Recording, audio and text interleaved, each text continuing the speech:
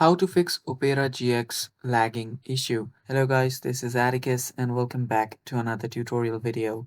In today's video, I'll teach you guys how you can fix Opera GX lagging.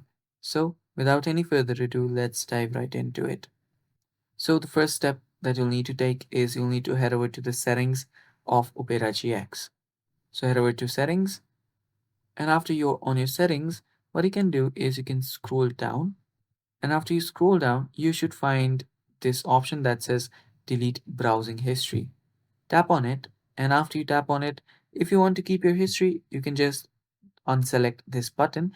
But what you'll need to do is you'll need to clear out the cache and files and the cookies. So here you can select all time if you want to. And you can also head over to the advanced settings to remove everything else if you want to as well. After that, tap on delete data, and this should fix your lagging issue. The other issue might be your Opera GX is out of date, or yeah, there is a new update. So you can use that new update as well.